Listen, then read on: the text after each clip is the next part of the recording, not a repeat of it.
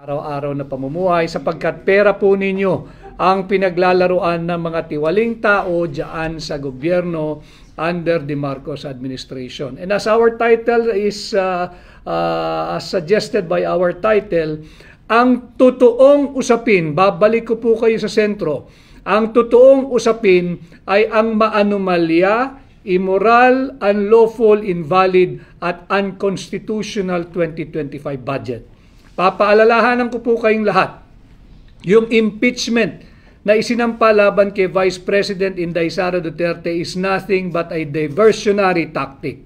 Diversion lamang po ito para malihis sa higit na malaki, maanomalya at unconstitutional at criminal na 2025 budget. Kaya wag po tayong mawawala doon sa tunay na usapin na dapat panagutin natin sa ngalan ng transparency and accountability ng gobyerno ni Bongbong Marcos. Singilin natin sila. Bakit kayo nagpasa ng isang maanumalyang 2025 budget base sa isang blankong bicameral conference committee report na inyong rinatipikihan, inaprubahan, pinirmahan at ifinail sa House of Representatives Bills and Index Service? At patuloy po tayong humihingi ng transparency and accountability. Just yesterday afternoon, hindi lamang po tayo nakapag-live, pagpaumanhin po ninyo sapagkat napakarami nating hinaharap kahapon, pati sa ating mga kampanyang gagawin sa nalalapit na pagbubukas ng national campaign. But just to give you an update, at mahalaga na na-update ko po kayo sa usapin ng budget na i-file natin, yung questioning the constitutionality of the 2025 budget. Kagaya po nung sinabi ko sa inyo, ating pananagutin kung kaninong makating kamay yung nagpuno ng mga patlang, ng mga blanco diyan sa Bicameral Conference Committee report. Hanggang ngayon, palaisipan, babae ba yung may makating kamay na yan? Lalaki ba yung may makating kamay na yan? Grupo ba sila? Marami ba sila? Malaman natin na bukod ba dito sa Bicameral Conference Committee na tinatawag na third house or third chamber, meron pa bang fourth house or fourth chamber na higit makapangyarihan sa mababang kapulungan at sa Senado? Sapagkat hinayjack po nila yung proseso, yung tamang proseso ng pagpasa ng budget. Kaya po kahapon ay naisumite na po yung ating sulat diyan sa Secretary General ng House of Representatives. Ito po yung kopya. May tatak po ito. At ang tema po ng ating sulat na inihain sa Secretary General ng House of Representatives, hinihingi po natin yung komposisyon o yung pangalan kung sinong bumubuo nung sinisisi nilang technical working group o technical staff ng mga House of Representatives Committee on Appropriation. Bakit po ito mahalaga? Sapagkat matatandaan ninyo, sinisisi ni Stella Kimbo na ito po ay pinuno, yung blanco, ay pinuno nung mga technical working group, yung mga miyembro, o pinuno nung technical working staff, yung mga kaawa-awang empleyado, na alam ko yung empleyado ng House of Representatives, kayo po'y matitino, mararangal, honest, yung miyembro ng technical working group. Subalit kinakailangan ko lang hingin ito bilang proseso sa aming pagbubuo ng kasong kriminal. Laban diyan sa kung sino man yung mga nakialam dito sa ating budget sapagkat hindi po katanggap-tanggap na 6.325 trillion pesos na pera nating mga Pilipino ay pinaglalaroan lamang ng iilang elitista at korap na politiko. At bukod po dyan, sumulat din po tayo. Yung sa House po ay natanggap ito kahapon ng 11 o'clock ng umaga. At yung doon naman po sa Senate Secretary, kay Senate Secretary Renato Bantug Jr., sumulat din po tayo na humihingi din po ng mga pangalan, ito po yan, ng mga miyembro ng Technical Working Group ng Senado at hinihingi nga po natin ito para naman makita rin natin sino ba yung bumubuo ng Technical Working Group ng Committee on Finance ng Senado. Dahil nga sinisisi nga nila yan Natatandaan nyo yung isang senador na naguhugas kamay, hindi raw po niya nabasa at hinayaan na lamang niya yung mga staff niya magpuno ng mga blanco. Kaya nga sabi natin, i-demote mo yung sarili mo, i-promote mo yung staff mo. Ikaw ang maging staff, sila ang maging senador. Total, hindi mo ginagawa yung sagradong mandato ng iyong tanggapan bilang senador na pahalagahan, bantayan at susuriing mabuti yung pera at kaban nating mga Pilipino. Ganon din ang ating mga abogado ay nag-file po ng motion kahapon at kanina diyan po sa Korte Suprema. Hinihingi po ng ating mga abogado na makapag-issue ng subpoena duces tecum. Ano po ibig sabihin nun? Humihiling po yung ating mga abogado sa Korte Suprema na utusan ang Senado at ang Kongreso, lalo na ang Kongreso, yung mababang kapulungan, yung House of Representatives Bills and Index Service, ilabas ninyo yung enrolled bill. Sapagkat kausap ko lamang ho kanina si Congressman Sid Ungab, yung aking kapwa petitioner at maisog na kinatawan ng 3rd District ng Davao, si Congressman Sid Ungab. Hanggang sa ngayon ay wala pong maipakitang enrolled bill ang mababang kapulungan. Humiling na po tayo sa Korte Suprema mag-issue ng subpoena para ilabas yung original copy ng enrolled bill. Ito po yung ating motion. I-final din ito kahapon. So tuloy-tuloy po yung ating kaso, hindi po natin pinababayaan ito at ating patuloy na pinasisinungalingan yung sinasabing itong usapin sa budget ay political lamang. Hindi po. Criminal po ang pinag-uusapan natin. Hinahanap natin kung sino yung maaari na nating kasuhan ng criminal case sapagkat isa pong falsification of legislative document, isa pong usurpation of legislative authority. Ilan lamang po ito bukod pa sa violation of RA 319, yung tinatawag po nating anti-graft law, ang ginawa nila dito sa hindi makatarungan at unconstitutional na pagpasa ng ating 2025 budget. Binabalik ko po ang usapin sa budget sapagkat ito po ang tunay na issue, hindi po yung impeachment. We're going to tackle as well the impeachment. At kanina nga nagpahayag na si Vice President Inday Sara Duterte, God save the Philippines. Tama po yun, God save the Philippines, at kayo po ay katulong natin sa paglalaban dito sa maanumalyang ginagawa nila sa Pilipinas. Ninanakaw po ang pera nating mga Pilipino. Hindi po natitigil dyan. Bukod sa pera at kaban ng yaman nating mga Pilipino, pati ang posisyon ng pangalawang Pangulo ay nanakawin din nila. Nagyayabang ang mababang kapulungan, halos magti-300 na raw po na kongresista ang pumirma dito sa impeachment laban kay Vice President Inday Sara Duterte. At alam po ninyo, yung 300 na yan, wala po yan.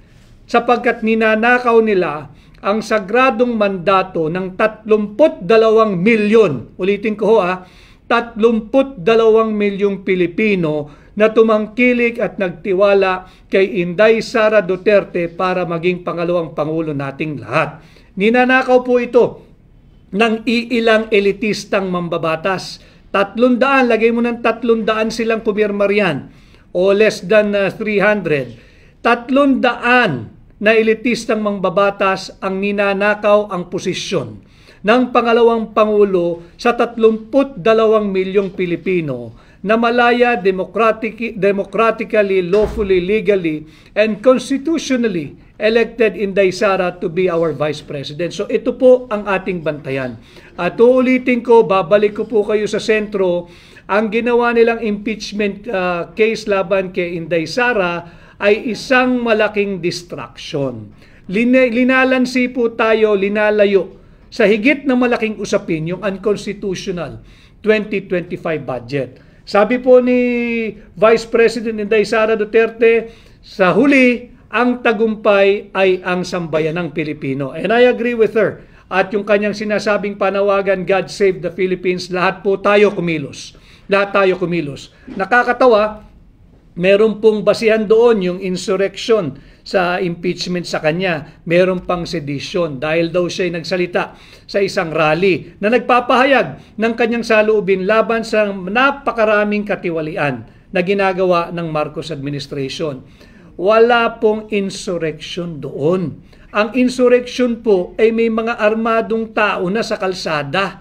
na nananawagang pabagsakin ang gobyerno. Meron na ho ba kayong nakitang may armas na nagrarally diyan sa kalsada na nananawagan na pabagsakin ng gobyerno? Wala rin pong sedition doon sapagkat meron na bang isang malaking kaguluhang naganap at ang sinisigaw ay patalsikin si Bongbong Marcos. Ito po yung mga elemento ng kasong insurrection at sedition. Makikita natin na talagang hindi pinag-aralan, hindi naman natin sila talaga asahan dyan. Talagang winawalang hiya po nila, linalapastangan at sinasalaula ang rule of law.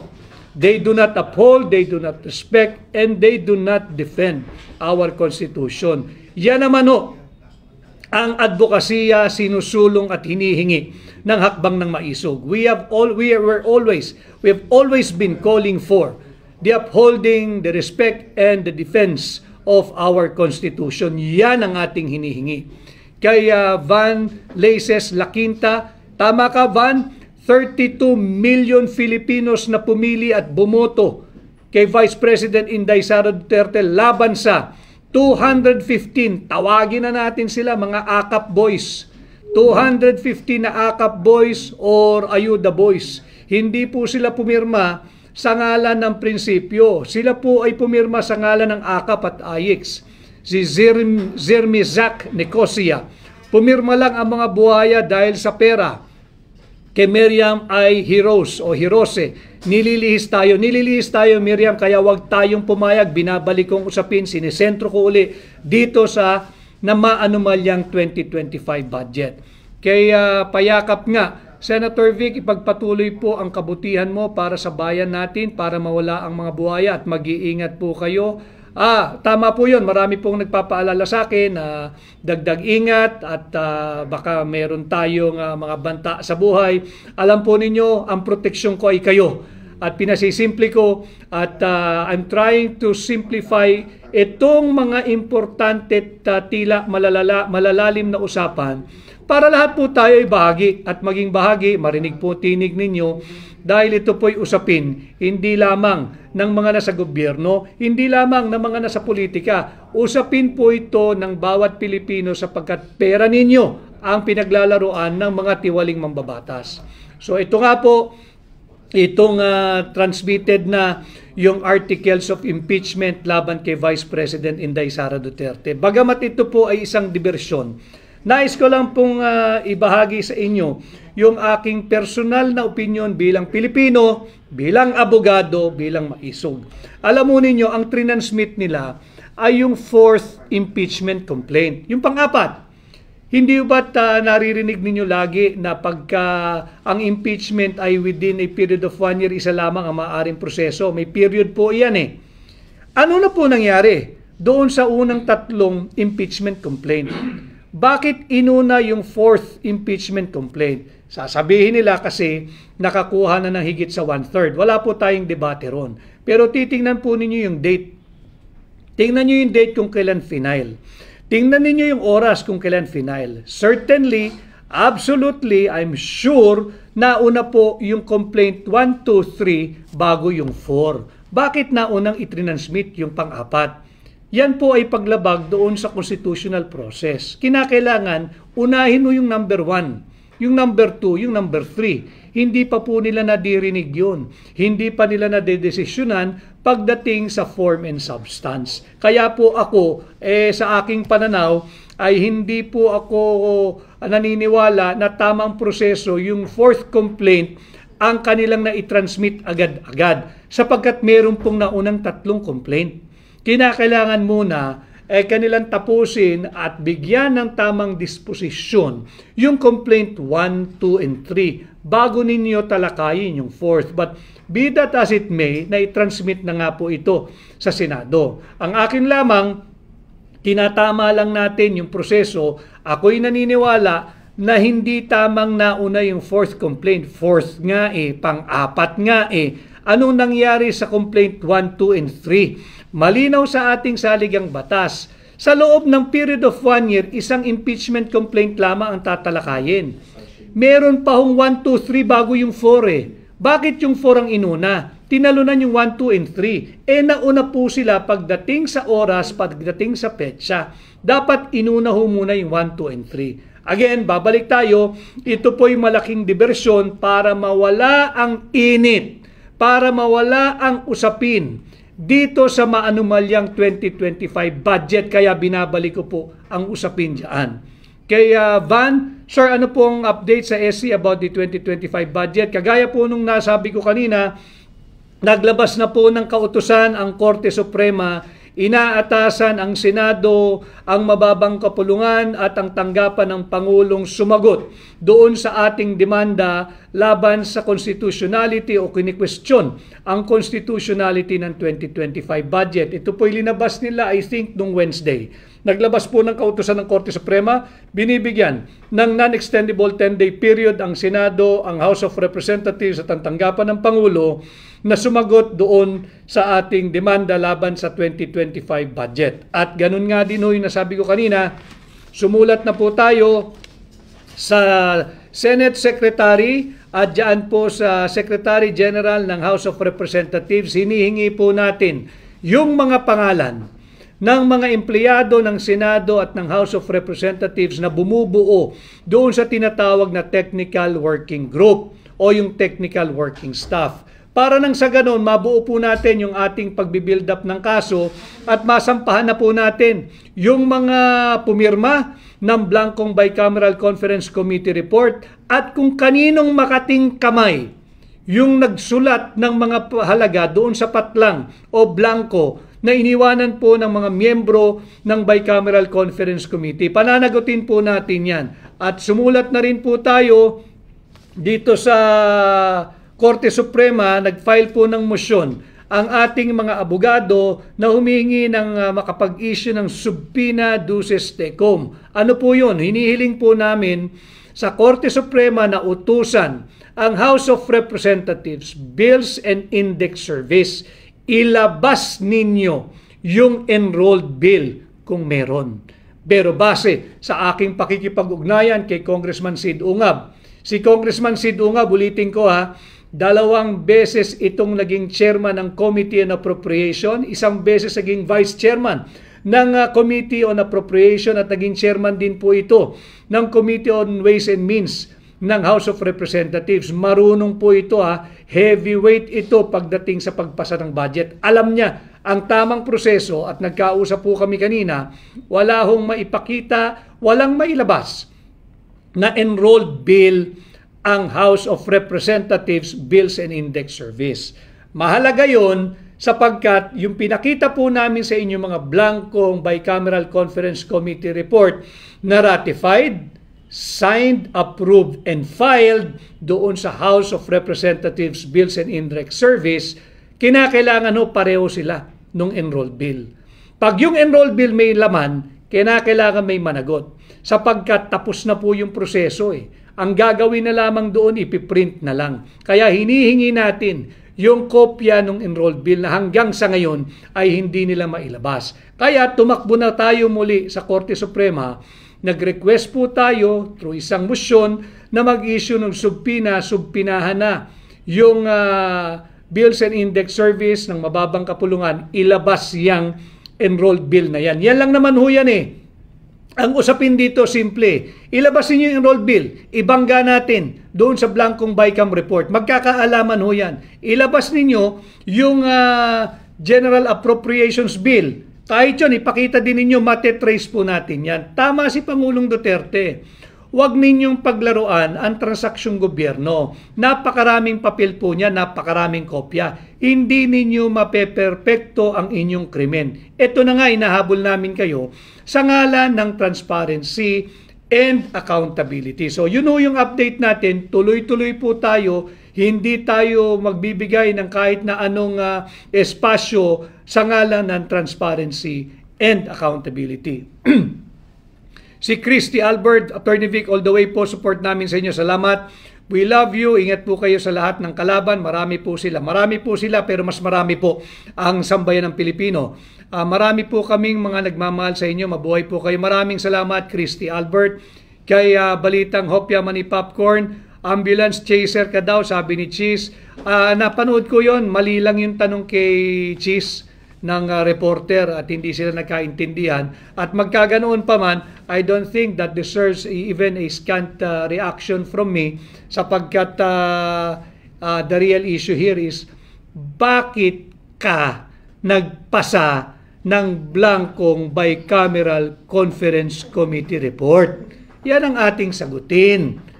Yung mga pumirma dyan sa bicameral conference committee report, pinakita namin yung listahan. Senador at kongresista, si Kimbo, Stella Kimbo, ang tagal-tagal nyo na dyan sa kongreso. Ganyan ba kayo magpatakbo ng trabaho ninyo? Pumipirma kayo, nag-a-approve ba kayo ng isang panukalang batas na blanco? Yan ang sagutin ninyo. Hindi tayo mag-resort sa ad hominem o name calling. Hindi po tayo apektado dyan. Ang usapin dito, magpaliwanag kayo. Ilabas ninyo yung kopya ng enrolled bill.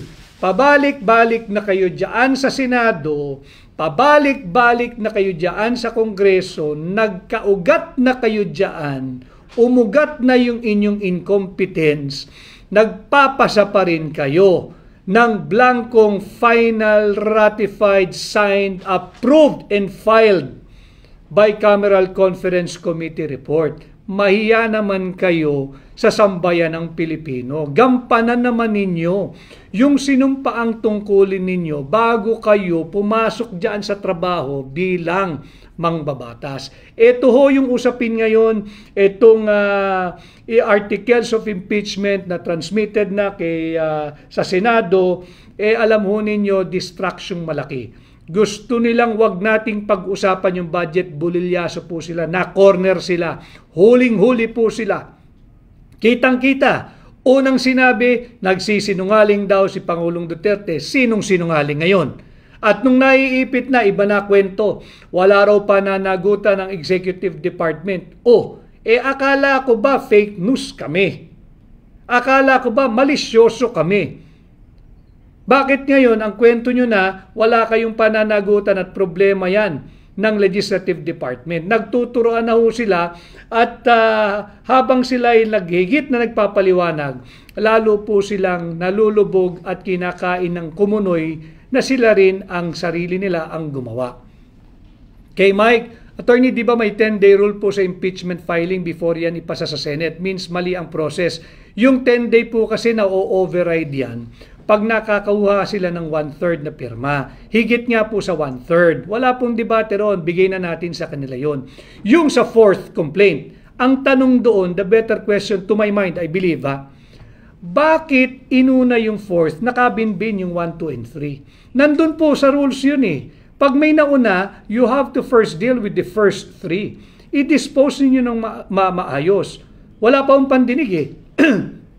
Hindi pa dinidinig if it is sufficient in form and substance. Nauna po yung 4th complaint. Hindi pa, sa aking pananaw bilang abogado, illegal po yung ginawang proseso. Sapagkat nauna yung complaint 1, 2, and 3 in terms of the date stamped on it and in terms of the time that it was received. Kailangan first things first, unahin muna yung complaint 1, 2, 3 bago yung 4. Pero alam naman natin nanakawin nila yung pangalawang Pangulo kay Vice President Inday Sara Duterte.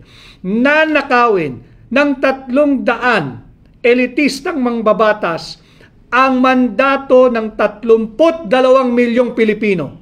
Nanakawin po nila yan. Hindi lang pera natin ang ninanakaw nila, pati po ang posisyon ng pangalawang Pangulo. Kay Kuen Pegon, Attorney, pwede bang gamitin yung video nung Kong sa Caloocan para mapawalang bisa ang impeach? Hindi ko alam kung ano yung video na yon. Pasensya na ho kayo.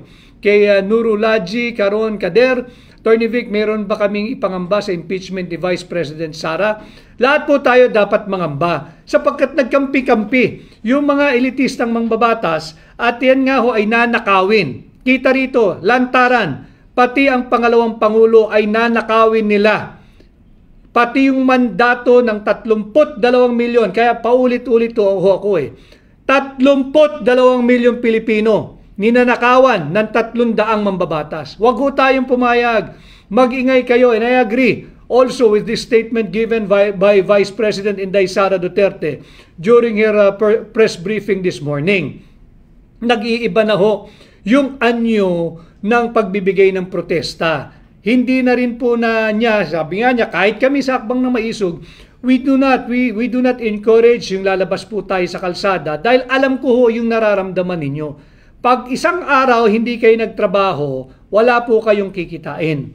Pag wala kayong kinita, hindi kayo makakapag-uwi ng pagkain sa inyong hapagkainan. Kawawa ang inyong mga anak. Kawawa ang inyong pamilya. Magugutom. At hindi nyo matutugunan yung pataas sa presyo ng kuryente, presyo ng bigas, presyo ng krudo, presyo ng lahat, pati pambaon ng mga bata. Kaya naunawaan natin, sumali po kayo sa mga matatalinong diskursong ginagawa sa social media. Napakarami pong nagbibigay ng kanilang pananaw. Piliin lang po ninyo yung nagbibigay ng tamang impormasyon. Akin po dito, yung aking pakikipag-ugnayan sa inyo, hindi man po ako vlogger, hindi man po ako miyembro ng tinatawag nating new media, ako po ay ginagawa ko ang aking alituntunin bilang Pilipino, abogado maisog, bilang aking ambag sa nation building, na pasimplihin yung malalalim at importanteng usaping panlipunan para lahat po kayo ay maging kabahagi. Ipahatid po ninyo ang inyong opinion.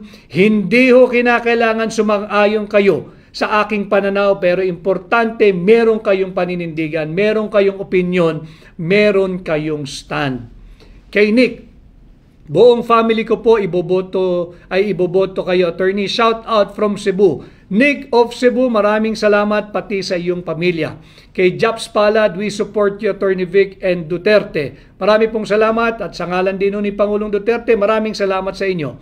Kay Jen Tampoli, mananalo si VP Sara dyan, lakitiwala namin mga OFW sa kanya. Shout out po sa lahat ng mga overseas Filipino workers. Shout out po sa lahat ng Pilipino na nanirahan na sa iba't ibang panig ng ating mundo. Umaabot po sa akin yung inyong mensahe. Nangangamba po kayo, nalulungkot kayo. Tama rin yung sinabi ni Vice President, Pangulo na tuloy tawag ko, kay Vice President Inday Sara Duterte, nakakahiya na ang estado ng ating bansa kung iahambing mo at ipapahatid mo doon sa pag inilagay mo sa global stage. Tama po yun. Sinisira tayo ng mga tiwaling politiko, pinagwawatak-watak, wag po tayong pumayag. Let's push them back. Si Raquel Olandesca, hello Attorney Vic, watching here in Bacolod City, you have my vote. Thank you Raquel. Kebaut_gum, Attorney, maraming non-partisan ng tahimik lang pero buo suporta namin sa inyo. Maraming salamat. Alam mo ninyo yung ginagawa natin dito. It's more than campaigning. It's a continuation of the advocacy of Akbang ng Maisog, calling for transparency, accountability, peace, and security. And here we are. Wala na po tayong kapayapaan dahil yung mismong gobyerno nagtutulak ng hidwaan. Hidwaang politikal, pinagwawatak-watak ang pamilyang Pilipino, pinagwawatak-watak tayong Pilipino, ang mamamayang Pilipino. Kaya nga po tayo nagkakaroon ng ganitong diskurso. Yung blanco po 28 items po mga kababayan. 28 items ang iniwan nilang blanco. Bungi. 28 items ang iniwan nilang bungi doon sa signed final report ng Bicameral Conference Committee. Ano po ang significance noon? Dahil po kini-question natin ang dokumentong ito, ang kinakailangan lang gawin ng House of Representatives Bills and Index Service, ilabas ninyo yung original copy ng enrolled bill. Ilabas ninyo. Pakita ninyo sa mamamayang Pilipino at kami ang mag-i-scrutinize. Kami ang kikilatis, kami ang titimbang kung totoo yung pinakita ninyo. Kahit wag na sa mamamayang Pilipino, bigyan nyo ng kopya yung mga mambabatas. Bigyan nyo ng kopya si Congressman Sid Ungab nung enrolled bill. Marami na hong media outfits na nag-request, hindi binibigay. Alam mo ninyo, pagkatapos ng pag natatakan na yung pinakita namin sa inyo, na filed na yung final Bicameral Conference Committee report, I was told that in 5 to 10 days dapat to may kopya na. Anong araw na po ngayon? December 11 pa ho nila final yan. Mag-iisang buwan na, sa darating na Tuesday, February 11, wala pa rin ho silang maipakita. Sabi po ni Vice President na pag-iwanan na tayo, Gaano kalala ang Pilipinas ngayon? Malala ang Pilipinas, kaya nga ang tugon niya, pag tayo'y tumuntong doon sa global stage, nakakahiya na ang estado nating mga Pilipino dahil sa politika, dahil sa mga nangungurakot sa gobyerno na pag-iwanan na po tayo. Kay Miss Ilongga, hi Miss Ilongga, my colleagues in education, full pledge na boboto sa inyo lahat, Negros Occidental. Maraming salamat Miss Ilongga. Basta Ilongga, hindi na raw po gwapa kundi isog. Basta Ilongga, maisog. Maraming salamat yung ating mga kaibigan diyan sa lalawigan ng Iloilo. Mabuhay po kayo. At yun nga ho, kay May Moreno, dapat araw-araw mag-live kayo, Attorney Vic, about vice scam kasi natatabunan na ang ibang issue. Hindi po tayo papayag, May. Pagpaumanhin po ninyo, kagaya po ng sinabi ko sa inyo, hindi naman po ako miyembro ng new media, hindi naman po ako vlogger, sinisikap ko po makipag-ugnayan sa inyo. Basta't po na libre ang ating schedule, ako po ay makikipag-ugnayan sa inyo. Sisikapin ko po everyday, but hindi ko po may pangako sapagkat alam naman ninyo, bilang formal at official na aplikante ninyo bilang senador, ako po umiikot din at ang dami ko rin kinakaharap na mga kinakausap everyday. But mahalaga po sa akin na makapag-ugnayan sa inyo. Kaya pinipili ko rin po yung ayoko makaabala sa inyong trabaho, sa inyong hanap buhay, sa inyong eskwela, sa inyong pamamasada. Kaya po pinipili ko rin po yung oras sa tingin ko ay medyo libre ho kayo para wala naman din akong maagaw na oras at panahon ninyo. So yun ho ang ating napag-usapan. Maraming salamat kanina doon sa Central Luzon Balita kay Miss Alma. Ako po ay inimbitahan sa kanilang programa, yung Publishers Association of the Philippines Incorporated or PAPI. Maraming salamat kay Mang Johnny na kanila pong godfather dyan sa PAPI. Mabuhay po kayo and I hope to see you very very soon. Kay Manman, Attorney Vic, dati ayaw mo magpa-drug test si BBM. Ngayon gusto mo na. Manman, itutuwid ko muna yung iyong opinion. Hindi ko sinabing ayaw ko siyang magpa-drug test. Ako ang nagpakita ng kanyang resulta na negative drug test noong 2021 November. Ako yung nagpakita. Hinatid ko yan sa PIDEA, hinatid ko yan sa NBI, hinatid ko yan sa PNP, sa Camp Crame. Patuloy yung usapin na siya ay gumagamit di umano ng illegal na droga at pati yung aking ipinakitang resulta ay kini-question na ako raw ay bahagi ng panlilinlang at naki-question din ang aking kredibilidad at integridad. Kaya nga ang sabi ko, para matapos na yan, sumailalim na siya sa isang open, fair, transparent, and credible hair follicle drug test. Tuldukan na yung isyong yan. Pero narinig naman ninyong lahat. Nung siya'y tinanong ng GMA7 reporter, ang sagot niya, hindi lang isang no, dalawang mariin na no. Ayaw niyang sumailalim sa isang open, fair, transparent, and credible hair follicle drug test. Kayo na ang magbuo ng sarili ninyong opinion bakit ayaw niyang sumailalim diyan sa isang pagsusulit pagdating sa droga. Kayo na ho ang bumuo ng inyong opinion. Aking ginagawa, ang pagiging tinig ninyo, pinapahatid natin, pinaglalaban natin kung anong nararapat at ano yung naaayon sa ating saligang batas. So yun nga ho, ang sabi po ni Vice President Inday Sara sa tanong na do you feel betrayed? Ang sagot niya, wala siyang pakiramdam. Dahil wala naman siyang relasyon sa mga politiko at kahit siya Vice President na, ang kanyang circle of friends ay hindi mga politiko. At tama yon sapagkat yung kaibigan niya bago siya maging Vice Presidente, nakakatiyak siya totoong mga tao yon na nagmamalasakit sa kanya at walang interes na isusulong kung hindi protektahan siya. Kay Pablo, lakas mo po dito sa Cebu, especially sa Balamban, Cebu. Naku Pablo, nakakatuwa yung iyong mensahe. Tulungan po niyo ako mangampanya. Kay Sunny, we will vote for you from the province of Bataan. Maraming salamat Bataan. I was just there 2 days ago. kay Ludi62, okay ang sked ng live mo po habang naghahaponan, nanonood kami sa iyo. Tama po yun, kaya rin po pinili ko yun dahil kagaya ninyo, ako po'y dumaranas ng traffic araw-araw. Alam ko ho yung oras ng traffic. Ano pong oras ng traffic? Lahat ng oras traffic. Pero lalo na yung 5 to 7, 5 to 8 dahil yan po'y uwian. At syempre yung umaga, hatiran sa eskwela, papasok sa opisina, traffic din po yan. But ngayon no, 24/7 na rin no, ang traffic sa Pilipinas. Kay Maricres Marapon, shout out sir, shout out kay Maricres Marapon, salamat sa iyong pagsubaybay at pakikiisa. At salamat din po pala, nung isang araw, nung huli po tayong nag-live, ay napakarami pong bagong followers at ako po'y nagulat. Kaya po ako'y nagiging maingat lalo dito sa ating diskurso sa inyo sapagkat dami pong sumusubaybay. Ako ho ay ang dami ko nakakasalamuha everyday and I'm surprised na nagsasabi sila'y nakasunod o nagfa-follow dito sa ating pahina. Kaya lalo kong pinaiigting yung aking mga impormasyon at mensaheng binabahagi sa inyo. Dito po ay walang fake news. I'm trying to deliver important information that are relevant, that are timely, that are correct. At I'm trying to share with you my incisive and analytical and cerebral assessment and analysis ng mga nangyayari po sa ating lipunan.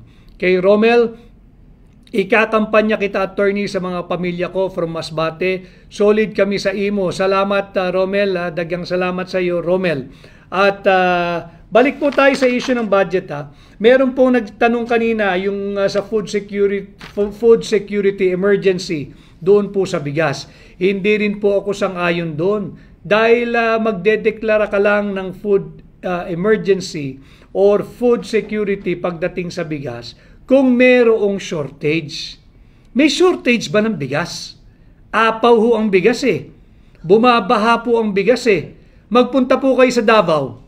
Bumabaha po ang bigas doon. Pinamimigay ng mga politiko sa kanilang naisin na talunin si Pangulong Duterte bilang mayor. Hindi po sila mananalo doon.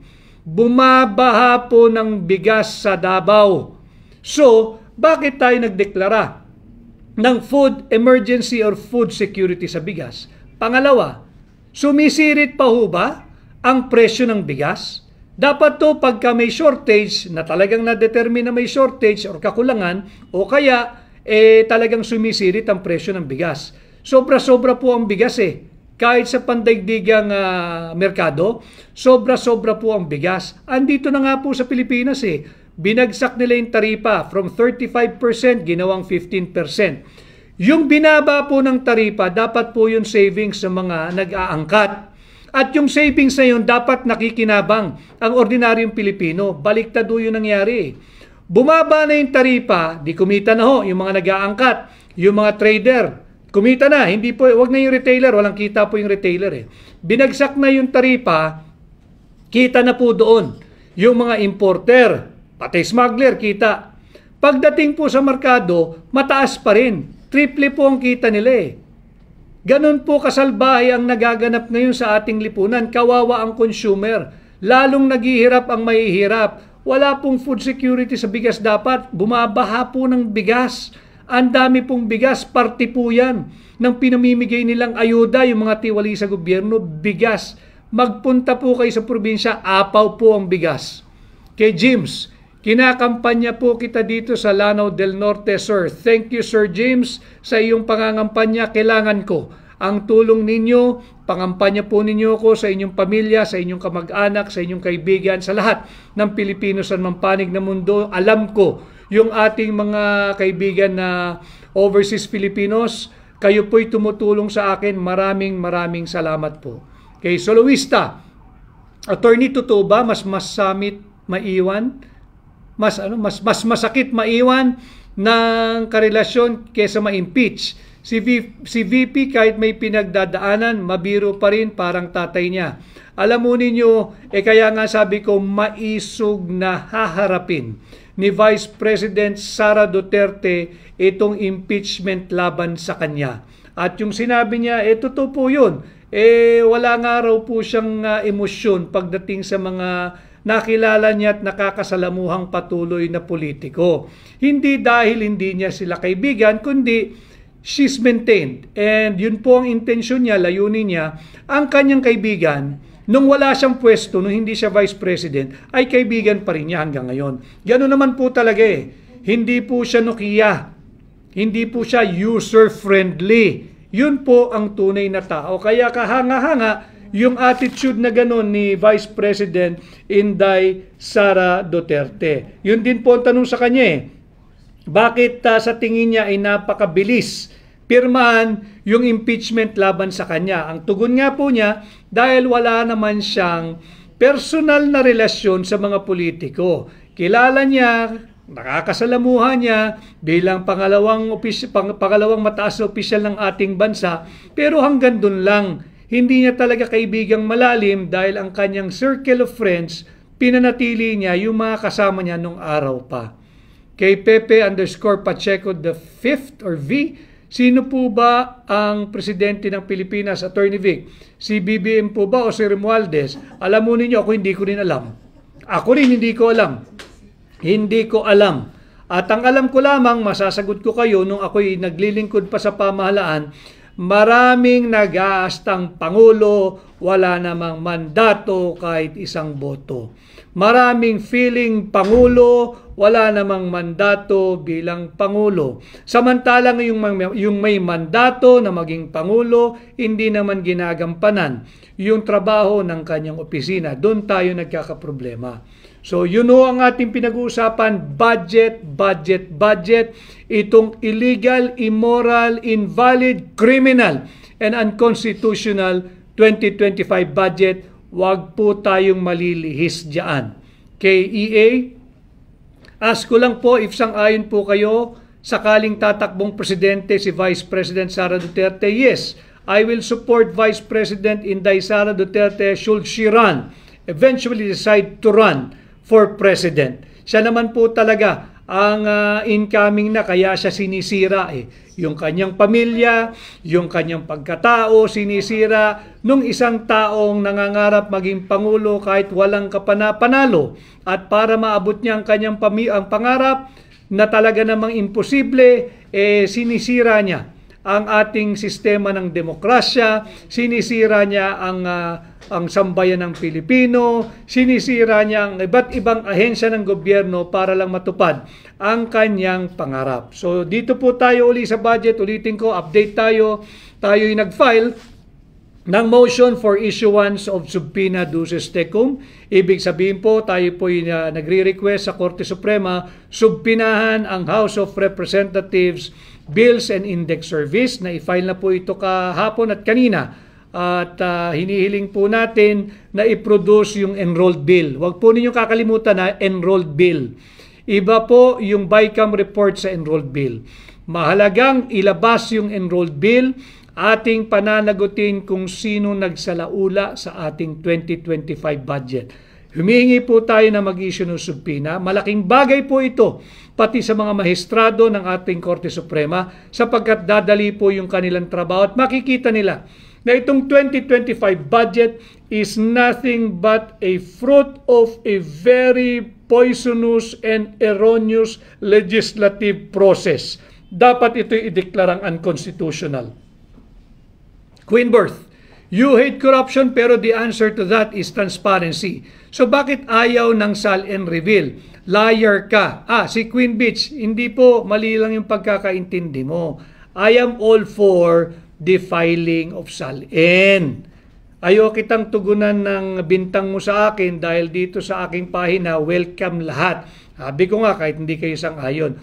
Ang sabi ko, ayaw kong ilathala o i-publish ang SALN ng mga nasa gobyerno. Ako'y wala pa sa gobyerno. Pero ang aking sagot, pabor ito sa mga nasa gobyerno. Pati mga korap. Ayaw ko po tutol ako na ilathala o i-publish. Bakit? Iaharas po yung pamilya ng mga yan. You're going to put them in harm's way. You're going to endanger their safety. Si Queen Beach, ikaw ba'y payag ka? Ilathala mo yung income tax return mo. Publish mo. Diyan, i-publish mo sa pahayagan, payag ka. I-publish mo sa social media, payag ka. Hindi ko sinasabing hindi ka nagbabayad ng iyong buwis. Malamang nagbabayad ka. Pero payag ka ba na i-publish o isapubliko yung iyong income tax return, whether malaki yan or whether maliit yan? Tanungin mo yung iyong kung negosyante ka, yung kapwa mo negosyante, payag ka ba na ilathala yung ating mga income tax return? Kung ikay na may napapabilang sa ilang bilyonaryo sa ating bansa, tanungin mo yung kapwa mo bilyonaryo, payag ka bang ilathala yung income tax return mo? Kung katulad ka lang namin, ang marami kong followers dito na ordinaryong manggagawa, tanungin mo, payag ka ba na ilathala yung income tax return mo? Yun ang ating tinututulan, hindi yung SALN. Sapagkat ako, kagaya ko, nung ako ay naglilingkod sa pamahalaan, nag-file ako ng aking SALN. Nandyan yan sa tanggapan ng Pangulo, nag-file ako ng SALN. Kaya Rogeline, Attorney Vic, we support you from Tacurong City, Sultan Kudarat. Maraming salamat, maraming salamat. At yun nga yung sinabi ko, mahalaga, pag-usapan natin yung budget. Alam mo ninyo, kaya nila tinatago yung usapin ng budget. Napapaya sila. Una, sinabi nila, sinungaling si Pangulong Duterte, kinain nila yung kanilang bintang. Sinabi nila na kami raw po ay nagsisinungaling, kami raw po ay fake news at kami malisyoso. Kinain nila lahat ng sinabi sapagkat nagsampa kami ng kaso. Pero higit sa lahat, tinatago po nila yung usaping ito sapagkat ayaw nilang malaman ng mga creditors ng Pilipinas, foreign and local creditors, na may problema yung budget. Bakit? Hindi po sila basta-basta papautangin. Bakit? Wala pong magpapautang ng kahit na magkanong halaga kung walang kasiguruhan na ikay mababayaran. At pag nadeklarang unconstitutional itong 2025 budget, hindi sila basta-basta makakautang. At pag hindi sila nakautang, wag po kayo mag-alala. Hindi naman po tayo magbebenepisyo pag sila'y nakautang eh. Pag hindi sila nakautang, hindi mapopondohan yung kanilang akap. Hindi mapopondohan yung kanilang AIX, hindi mapopondohan yung kanilang unprogrammed appropriation o yung pork barrel. Yan ang kanilang pangamba. Kaya linulubog nila pati yung mga tiwaling traditional media. Hindi binabalita itong usaping ito, ginagamit yung impeachment ni Inday Sara bilang panakip sa higit na malaking usapin itong napaka-anomalyang 2025 budget. Huwag po tayo magpapalihis. Ito ang tunay na usapin, ito ang tunay na usapan. Balik po tayo sa sentro, ito ang ating hindi titigilan. Kay Ray Ladista, go attorney, love you watching from Dapitan City, Zamboanga del Norte. Maraming salamat Ray at sa mga taga Zamboanga. Mabuhay po kayo. So ito po yung ating usapin. Huwag po tayong lilihis. Tinatago nila. Pinagtatakpan nila na corner na sila. Hindi nila may paliwanag itong illegal, immoral, criminal na 2025 budget. Ilabas ninyo yung enroll bill. Si Stella Kimbo, yung mga taga Marikina, mag-isip-isip po kayo. Mag-isip-isip kayo.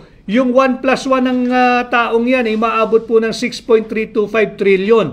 Kahit napakaraming blanco, nasagot niya yung final amount ng ating budget. Yan ang ating panalagutin. Ilabas ninyo yung kopya ng enrolled bill. Again, ito'y authority sa usaping budget. Congressman Sid Ungab confirmed to me just a moment before I went on live na wala hong ipinapakita at walang inilalabas ang Bills and Index Service ng House of Representatives nitong enrolled bill. December 11 pa ho na i-file yung BICAM report na final, ratified, signed, and approved. Ngayon po, ay ilang araw na lang mag-iisang buwan na walang maipakitang enrolled bill.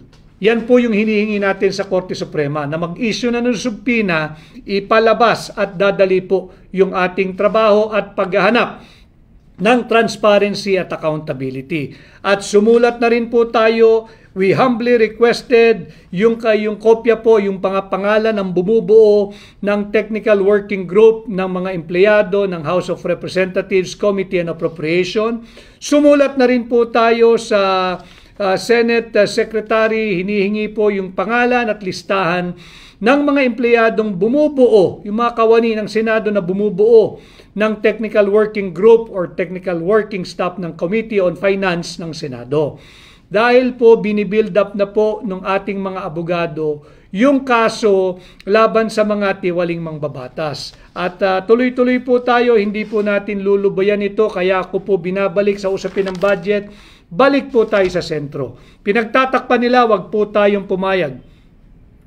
Andrea May 218, hindi duwag, hindi sunod-sunuran at matapang. Go Attorney Vic, maraming salamat Andrea. Tayo po ay Pilipino, abogado maisog at ginagawa ko ito'y para sa inyo.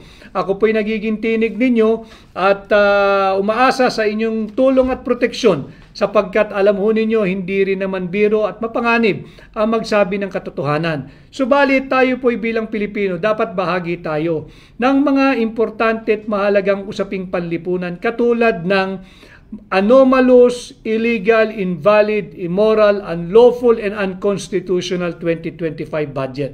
Huwag po tayong magpa-distract. Hindi po usapin talaga ang impeachment laban kay Inday Sara. Ito po'y ginagamit nila panglihis. Dito sa na-corner sila, nahuli sila, huling-huli. 28 blankong item diyan sa BICAM, iniwan po nila.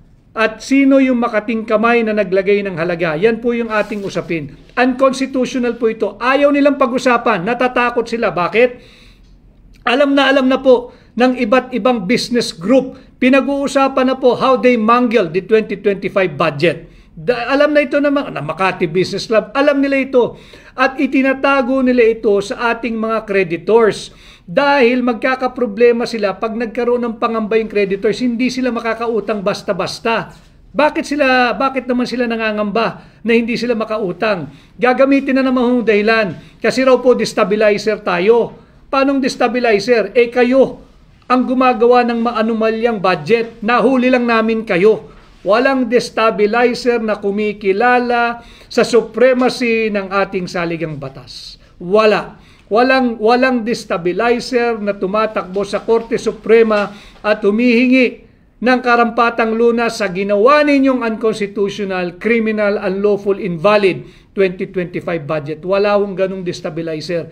In fact, kami, sa Hakbang ng Maisog, we have always advocated for all those in the government at lahat ng Pilipino to uphold, defend, and respect our Constitution. Kayo, yung mga tiwaling mangbabatas, ang walang respeto at pagkilala sa ating saligang batas. At yung mambabatas na ginagawang mangmang ang sambayan ng Pilipino na ito raw po'y ministerial duty lamang, paano naging ministerial duty ang halagang 241 billion pesos? Paano naging ministerial yan? Sige nga, ipaliwanag mo. Bakit hindi mo ilabas yung enrolled bill? Huwag mo kaming gawing mangmang. Hindi ka naman din ganun katalino kung tratuhin mo kami. Ginagawa mo kaming mangmang. Ikaw ay empleyado namin. Ang sahod mo, sahod lang salary. Hindi kasama yung kurakot at korupsyon mo. Galing yan sa buwis ng sambayan ng Pilipino. Puntahan natin luho mo. Yung luho mo, yung bag mong milyong-milyong pisong halaga, galing yan sa pera ng Pilipino. Buwis namin yan. Yung mga mamahali mong relo, buwis namin yan. Yung bag mo na nagkakahalagang 3 milyon, 5 milyon, pangarap na yan ng ordinaryong Pilipinong magkaroon. Magkaroon man lang ng 3 milyon, 2 milyon bago pumikit ang kanilang mata dito sa mundong ibabaw para meron silang maiwan sa kanilang mga mahal sa buhay. Ikaw bag lang, napakaswerte mo naman. Hindi swerte tawag doon, napakakorap mo naman. Pera ng Pilipino ginagamit mo. So muli po, ang issue natin, budget ating suportahan, ipagtanggol. Hindi lamang si Vice President Inday Sara Duterte, kung hindi, ang 32 milyong Pilipinong tumangkilik sa kanya at ginawa siyang Vice Presidente. Ating protektahan at ipagtanggol ang 32 milyong Pilipino who lawfully, legally, constitutionally, and democratically elected Inday Sara to be our Vice President. Huwag po nating hayaang patuloy ninanakaw ang pera nating mga Pilipino. Huwag rin po natin lalong pahintulutan na pati ang pangalawang Pangulo ay nanakawin sa atin ng iilang tiwali at elitistang mangbabatas. 300 lamang po ito higit kumulang. Ang bumoto po kay Inday Sara ay 32 milyong Pilipino. Atin po itong protektahan. Muli ho, maraming salamat. Ang aking pong numero uli ay number 56. Madali pong tandaan, 56. Hindi po ito yung 5-6 na pautang, hindi po ito yung 5-6 na pabigat.